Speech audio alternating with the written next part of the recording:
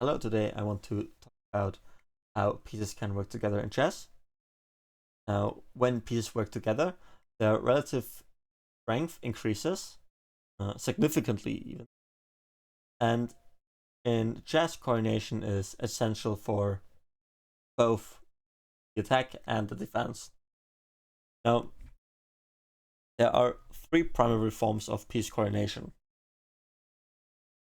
First would be joint attacks, then mutual supporting operations, and coordinated defense. But keep in mind that these forms frequently overlap and transition into another during a game.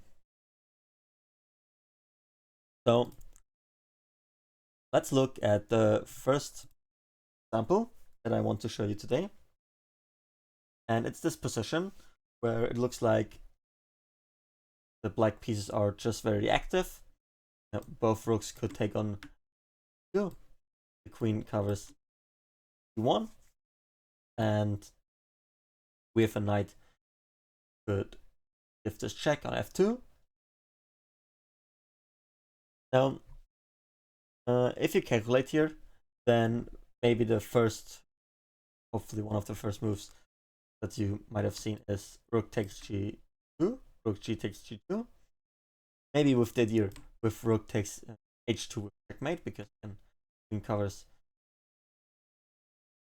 e1. But if you just calculate one move ahead, then you see queen c8, which loses the game because of our back rank issues. Knight cover g7 and e7, even though the pawn is not so important here because the queen 7 2. So rook g takes g2 doesn't work out here. But because the pieces here are so active, we can use them to force an attack here. And the best move here is queen g1 check. Now white only has two possible ways to deal with this queen check. First would be to take with the rook, but then we have this mothered mate with knight to f2 checkmate. Now the king can also take on g1, but now the difference is that rook g takes g2 comes with check, so white does not have time to play queen 8 with checkmate. So king has to move to f1, and after rook takes 2 with check, king back to g1. Now the rook comes 2 with checkmate. Now here we use the activeness of our pieces to get this attack, and here we used this queen sacrifice to first, again, if the rook takes, then we have an instant mate, and if he does not, then we use the rooks on the second rank to get this powerful attack.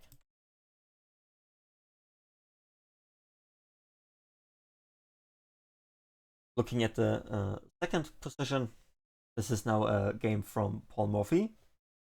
We can see that the bishops, again, are very active, looking at the direction of the king. But if we play, I would say, a normal move like queen to g3, then even black can take on f5 with the bishop, and after we trade on f6.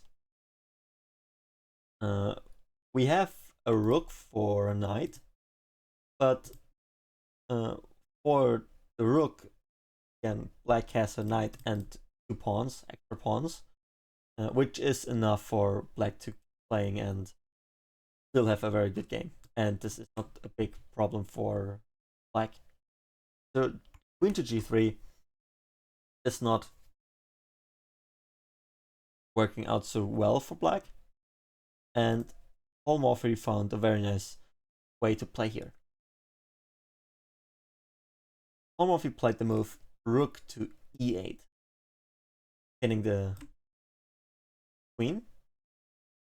Now the queen has to take on e8, of course, Now this just looks like you have lost a rook for nothing, but here comes the idea. The queen can now take on f6. Again, as the queen sacrifice. If the pawn takes, then the bishop can just take on f6 with checkmate. Here, this coordination works very well with the two bishops. If what happens, for example, what happened in the game was queen to e7, trying to trade off the queens. But here, Morphy played queen takes g7 with check. Giving up the queen temporarily, and does not take back on g7 immediately. He plays f6 first. Now, there is nothing that black can really do here. It's pretty much hopeless.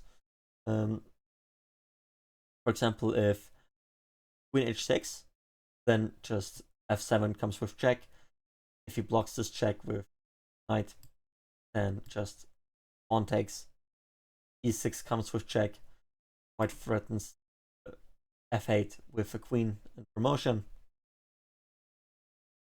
So queen h6 seems hopeless, and if knight e5, then f takes g7 comes with check, and of course this is hopeless too. So again here, the two bishops are again one example on how pieces can work together very well.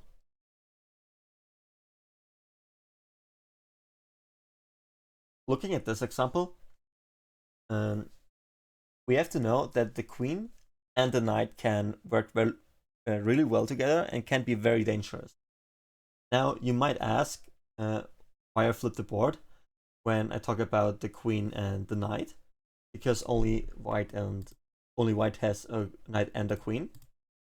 But we will soon see that black will get a knight very soon. And here there is this nice combination from black playing bishop h4. Now, because if the queen moves, there will be f2 with check. White has to take the bishop, and still black will play f2 with check.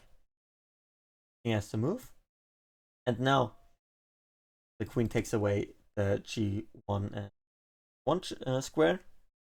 Now black only has to cover h2 e3, and he can do this with not promoting to queen but to a knight.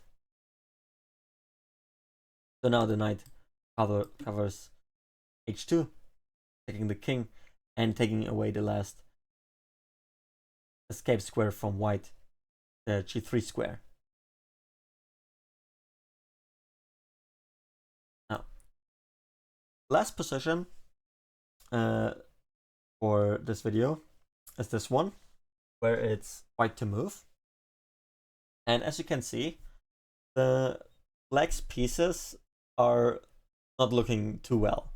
The rook on h8 is just trapped in the corner, and the king on g8 doesn't look too healthy here. Just looks like it's getting made some way.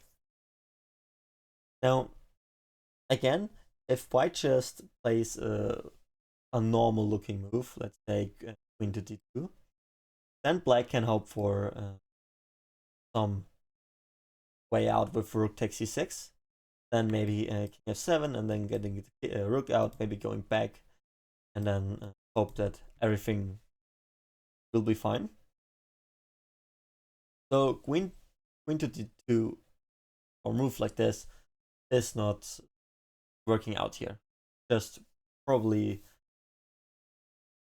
going to be equal after a move like this.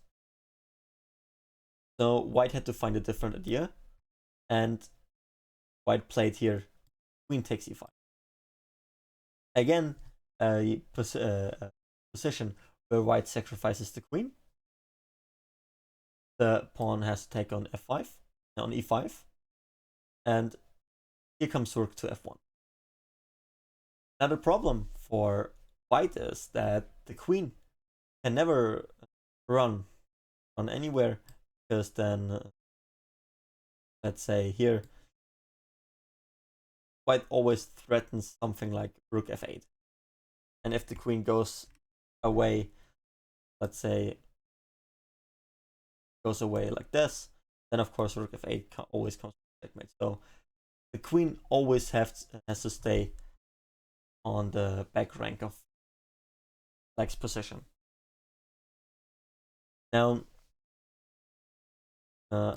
black tried to play rook to c8, trying to move the queen away, and so that the rook here can protect the f7 f8 square.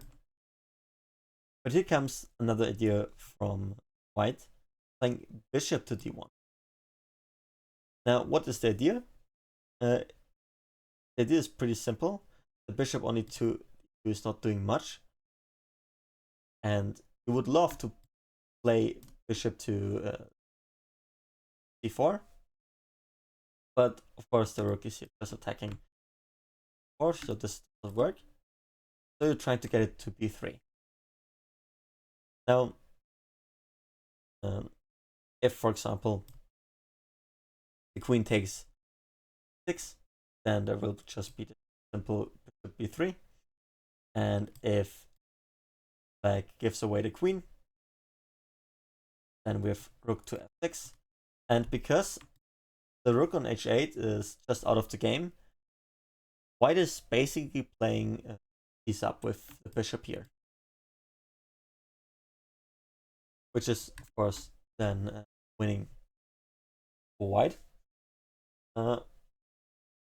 Black played rook d4, again trying to play for some activity, but here just bishop b3 comes.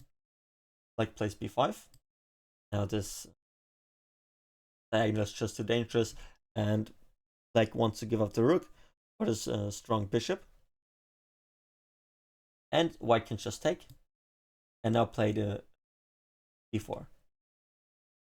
Now the game ended here, and black resigned, because if black takes, for example, en passant on b3, then white can just take, and black cannot do anything. It has stay on the back rank, and white will simply move the pawns up, and again black has nothing here in this position. It's just completely losing. The same if after b4 the queen just moves to d8, saying, oh, you know, the pawn is protecting everything, so you cannot just run through the pawn, the b pawn. Then just of course a4 comes, and now we have this breakthrough with our pawns, and again this just simply lost. So this is the reason why black resigned after the move b4.